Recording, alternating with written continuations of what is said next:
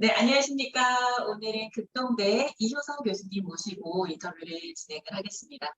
네, 교수님 네, 먼저 안녕하십니까. 학생들에게 교수님 소개 먼저 부탁드리겠습니다. 네. 학생 여러분 안녕하십니까. 저는 극동대학교 항공운항서비스학과의 이효선 교수라고 합니다. 먼저 이렇게 이 온라인 상으로라도 여러분 만나 뵙게 돼서 대단히 반갑습니다. 오늘 여러 가지 우리 대학과 학과에 대한 유익한 정보를 여러분들에게 잘 전달해 드릴 수 있기를 바랍니다. 네. 네, 오늘 정말 기대가 됩니다, 교수님. 그럼 우선 극동대 항공운항서비스학과만의 장점이 있다면 어떤 것들이 있는지 설명해 주시겠습니까? 네. 극동대학교 항공운항서비스학과는 여러 가지 장점이 있습니다, 사실. 그런데 네. 이제 가장 큰 장점이라고 말씀하셔서 우선 꼽아보면 먼저 저희 교육과정을 둘 수 있습니다. 사실 여러분들께서 생각하실 때 항공운항서비스학과에 간다. 그러면 여러분들의 꿈은 항공사 객실 승무원이 되는 것이다 라고 이렇게 목표가 명확하게 정해져 있는 거죠. 그래서 여러분들이 생각할 때는 학교에 들어가면 비행기에 가서 어떤 비행기 안에서 어떤 비행기 구조를 가지고 있는 곳에서 내가 어떤 서비스를 하게 될 것인가라는 직무에 관련된 교육에 대해서만 여러분들이 생각하기 쉽습니다. 그렇지만 여러분도 알다시피 시대가 굉장히 빠르게 변하고 있고 또 코비드 이전에 그 4차 산업혁명이라는 것이 우리들의 일자리를 굉장히 큰 지각 변동이 일어나게 만드는 하나의 요소로 이미 우리에게 다가와 있죠. 그래서 항공사에서 원하는 그 서비스 인재에 대한 그 생각도 많이 바뀌어 가고 있는 이야기가 지금 그 항공 서비스를 전공하는 학생들에게 필요한 교육은 직무 교육도 중요하지만 그 이외에 인성 교육, 커뮤니케이션, 그다음에 인문학적 소양 이런 것들이 굉장히 중요하다는 것을 이야기하고 있습니다. 그럼 혹시 항공서비스학과마다 다양한 어학 프로그램들이 있는데 네네. 극동대 항공운항서비스학과에는 어떤 어학 프로그램이 있을까요, 교수님? 네, 저희 극동대학교가 굉장히 글로벌 프로그램이 잘 되어 있습니다. 그래서 제가 가장 자랑하고 싶은 여러 가지 어학 프로그램들이 많은 대학에 있죠. 그런데 제가 가장 자랑하고 싶은 거는 뭐냐면 글로벌 히어로라는 프로그램이 저희 대학에 있습니다. 미국과 일본과 그 중국에 저희는 이제 자매 대학들이 있거든요. 사실 제가 이 프로그램을 이렇게 자신 있게 말씀드릴 수 있는 건 제가 그 프로그램을 만들었기 때문에 그렇습니다. 네. 네. 미국, 일본, 그리고 이제 중국의 자매 대학들에 저희가 매 방학마다 학생들을 보냅니다. 그런데 4주 동안 가서 이제 연수 프로그램을 하게 되는데요. 4주 동안 들어가는 비용이 있죠. 비행기 값, 그 다음에 또 먹고 자고, 그 다음에 공부하고 또 문화체험도 하는 그런 모든 비용을 이제 우리가 대강 500만 원이라고 산정했을 때 이제 500이 더 들어갈 게 되죠. 요즘 같은 경우에는 사실 항공기 값도 그렇고. 그런데 우리가 자매대학이기 때문에 여러모로 학생들에게 그 편리할 수 있게 학생들이 접근하기 쉽게 이제 만들기 위해서는 비용 측면도 줄여야 되기 때문에 500만 원으로 이제까지는 쭉 해왔습니다. 그래서 그 500만 원의 70%를 모든 학생들에게 학교에서 장학금으로 제공을 합니다. 그러면 여러분들은 150만 원만 내고 가서 먹고 자고 공부하고 문화체험하고 하는 모든 것들을 그 항공기 값까지 포함해서 항공기 값도 안 되는 돈으로 이제 여러분들이 그런 4주 동안의 체험 프로그램을 하시고 오실 수 있는 거고요. 저희는 그 외국어에 대해서 여러분들이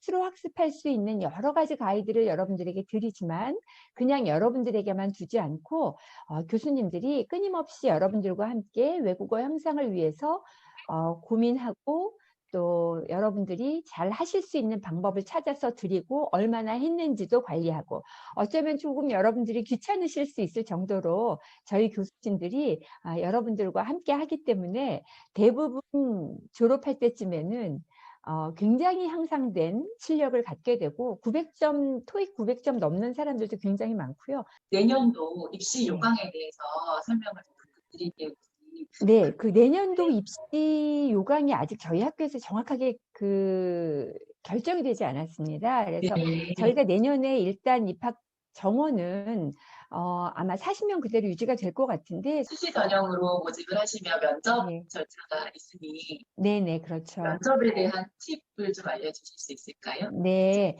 어떤 부분을 예, 당연히 말씀드려야죠. 네, 네. 저희가 이제 면접이 비율이 큽니다. 6대 4로 아마 이번에도 결정이 될 것 같은데요.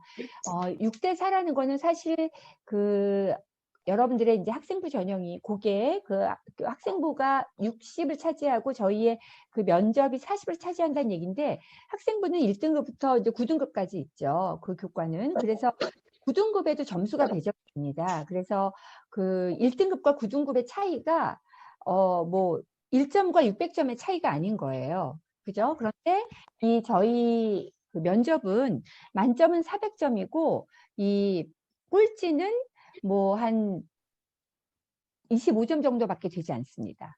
그러니까 차이가 굉장히 많죠. 그래서 내가 조금 제가 등급이 조금 낮은데요 하는 사람들도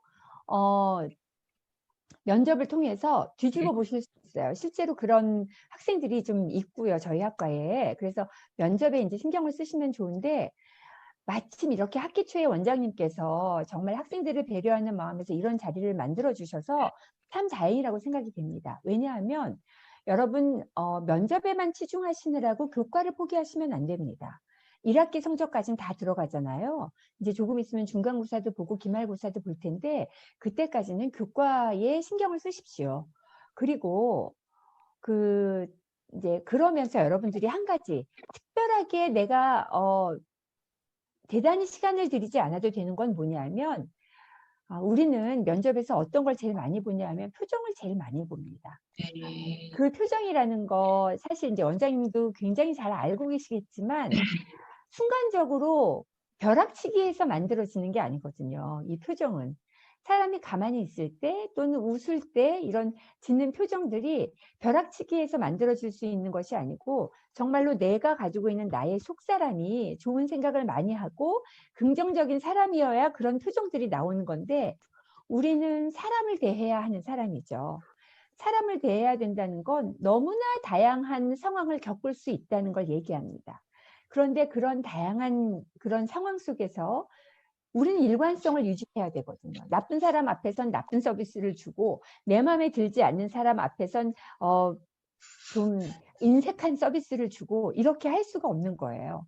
그래서 우리는 일관적이고 일관성 있는 좋은 서비스를 제공해야 되는 사람으로서 항상 내 마음의 평정심을 유지할 수 있어야 되거든요. 이 얘기는 제가 지금 이 인터뷰 자리에서 처음 하는 것이 아니라 항상 면접에 대해서 팁을 물어보면 우리 과 교수님들 대부분 그렇게 말씀하십니다. 자, 1학기 동안에는 내신에 신경 쓰십시오. 여러분들의 지금 하는 공부가 앞으로 긴 여러분들의 인생에 굉장히 큰 영향을 미칩니다. 그리고 한 가지, 여러분들의 속사람을 좋은 사람으로 만드십시오. 그래서 저희는 표정을 주로 보고 그 다음에 그 표정이 이 사람이 인공적으로 만든 것인가, 인위적으로 지금 잠깐 이 면접 시간만을 위해서 만든 것인가 아닌가에 대해서 면밀하게 저희들이 관찰합니다. 네네. 그래서 네, 항공사에 또 오랫동안 근무를 하셨던 경험도 있고 하니 한번 여쭤보도록 하겠습니다, 교수님. 네. 대한항공과 아시아나 인수 합병에 대해서 네. 되게 긍정적인 시선들도 있고 또 반대로 네. 부정적으로 우려하시는 분들도 많이 네. 계신 것 같아요. 네. 네. 네. 교수님 어떻게 음. 생각을 하시는지 또 네. 학생들 같은 경우에는 지금 이 사안이 본인들의 취업에 영향을 미칠까 걱정을 음. 하더라고요. 네, 네. 그럴 수 있죠. 그럴 수 있는데, 한 가지, 아시아나하고 뭐, 대한항공의 인수합병은 결정이 된 거기 때문에, 우리가 어떻게 해볼 수 있는 부분은 없습니다. 결정이 되면 거기에 맞춰서 어떻게 우리가 전략적으로, 어프로치해서 우리가 많은 취업을 할 수 있을까, 제대로 취업을 할 수 있을까를 생각하는 게 우선은 가장 중요한 부분입니다. 그런데 제가 어제 신문인가요? 오늘 신문을 봤는데, 지금 대한항공이 머릿속이 복잡하다. 왜냐하면 에어부산하고 진에어를 어떻게 가지고 갈 것인가. 이제 그 부분에 대해서 머리가 복잡하다. 뭐 이런 이야기가 이제 신문에 난 거를 이제 읽었어요. 그런데 우선은 여러분들 그 대한항공이라는 이제 거대 항공사가 아시아나가 이제 합병이 되면서 거대 항공사가 만들어지게 되면 승무원들의 숫자가 줄어들거나 하지는 않을 거예요. 왜냐하면 뭐 노선이 줄어서 그 축소를 하거나 하지는 않을 거기 때문에 그런 부분들에 대해서는 우리가 뭐 크게 염려를 하지 않아도 될 것 같고, 그리고 취업에 악영향을 미칠 것이다, 좋은 영향을 미칠 것이다 라는 건 그 누구도 지금 예단할 수가 없습니다. 그런데 대한항공이라는 회사가 원하는 승무원의 상이 어떤 것이냐라는 것에 대해서는 우리가 좀 더 깊게 연구해 볼 필요는 있겠죠. 코로나라는 우리가 초유의 한 번도 겪어보지 못했던 상황을 겪으면서 항공산업 자체가 굉장히 힘든 상황에 있습니다만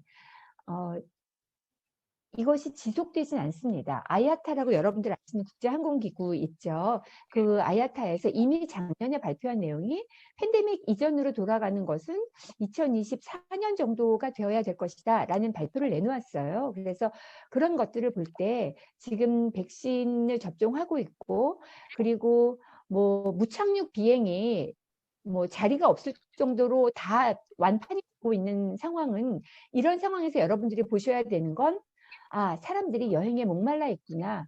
이 격리되고 고립되어 있는 삶이 오래될수록 사람들이 밖으로 나가고 싶어하는 욕구는 더 팽배해져 있구나. 지금 꾹꾹 누르기 때문에 이게 좋아지면 팍 하고 폭발적인 수요가 일어나겠구나라는 건 우리가 예측해 볼 수 있는 부분인 거죠. 그러면 2024년 아야타라는 기구에서 2024년이 코로나 이전으로 항공 수요가 되돌아갈 것이다 라고 이야기했다는 걸 생각해 볼 때, 그때에는 나라는 사람이 승무원으로서의 취업을 어떻게 할 수 있을까라는 건 아마 조금쯤 예측해 볼 수 있을 것 같아요. 그러면 내가 어떻게 준비해야겠구나라는 것을 생각하는 게, 거기에 초점을 맞추는 게 좀 더 현명한 일이 아닐까라는 생각이 듭니다. 네.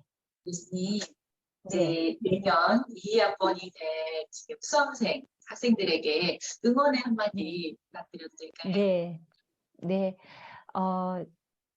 그런 얘기가 있습니다. 뭐 여러분들도 항상 들으시고 하시는 얘기일 텐데요. 어려운 얘기 아니고 이 또한 지나가리라. 지금 여러분들 내가 정말 이 승무원이 꿈인데 항공산업은 이렇고 나는 학교에 제대로 갈 수 없고 뭐 면접 연습도 어떻게 해야 되는지 모르겠고 예전 같으면 막 입시 박람회 같은 거 있어서 찾아다니고 했을 텐데 그렇지만 여러분, 우리는 그런 어려운 상황 속에서도 항상 최선을 만들어내는 게 우리들의 힘이고 또 우리들이 해야 할 일이라고 생각합니다. 자, 그 꿈과 목표를 향해서 과연 내가 어떤 전략을 세워서 어떻게 현명하게 대처하는 게 좋을까라는 것들을 한 번쯤 다시 생각해 보시면 또 더 멋진 계획이 나올 수도 있을 것 같고요. 그리고 그렇게 멋진 계획을 세워서 노력하시는 여러분들이 우리 극동대 항공우량 서비스학과에 오셔서 함께 여러분들의 꿈에 더 가까이 다가갈 수 있는 시간들이 빨리 왔으면 좋겠습니다. 여러분들 만날 날을 고대하고 있겠습니다. 멋진 모습으로 성장하시기 바랍니다. 승무원이 되어 하늘을 날고 싶은 학생들의 꿈, 스카이 승무원 학원이 최선을 다해서 돕겠습니다.